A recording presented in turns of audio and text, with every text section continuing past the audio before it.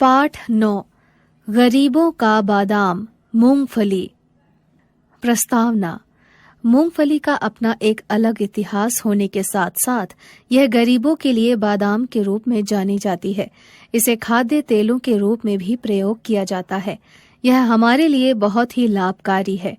यह भारत में सभी जगह सुगमता से उपलब्ध है।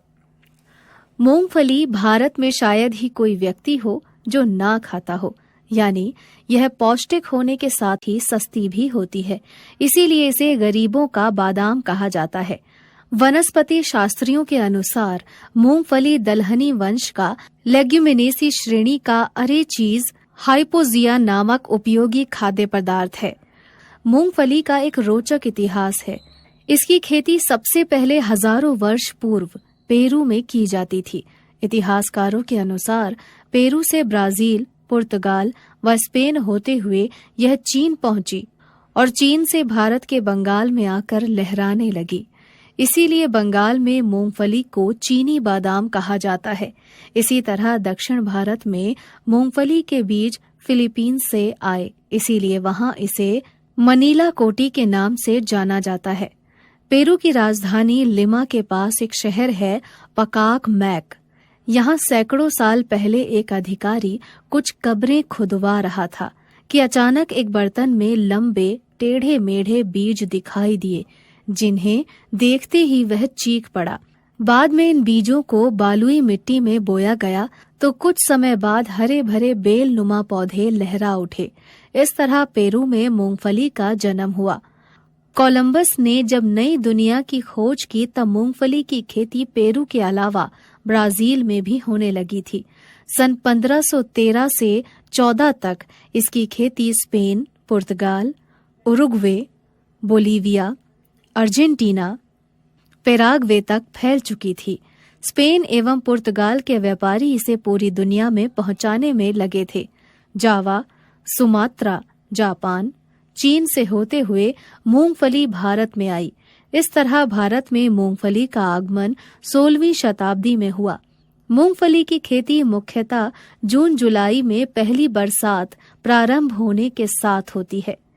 इस समय किसान इनके बीज बो देते हैं। इसके लिए ज्यादा पानी की आवश्यकता नहीं होती है। अगस्त-सितंबर में छोटे छोटे पीले रंग के फूल पौधों पर आ जाते हैं, जो धीरे धीरे जमीन के अंदर समा जाते हैं। बाद में मूंगफली के फल मिट्टी के अंदर जड़ों में लगते हैं, जिन्हें पकने पर आलू की तरह जड़ों से खोदकर निकाल लिया जाता है। सितंबर-अक्टूबर में मूंगफली की फसल की खुदाई होने लगती है और फिर गरम बालू में भूनकर यह बाजार में बिकने लगती है। इसके दाने छिलकों के अंदर रहते हैं। दोनों पर लाल रंग की झिल्ली चढ़ी रहती है। मूंगफली का व्यापारिक रूप में भी महत्व है। इसके भुने हुए दानों को अंतर्राष्ट्रीय स्तर पर विभिन्न रूपों जैसे दालमोट, मिठाई व गुड़पट्टी में तो मिलाकर पहले से ही बनाया व बेचा जा रहा था। बल्कि आज भारत मूंगफली का एक प्रमुख उत्पादक व निर्यातक देश है। भारत यूरोप व जापान आदि देशों में मूंगफली का निर्यात करता है। लगभग 120 करोड़ रुपए का व्यवसाय विदेशों से प्रति वर्ष होता है।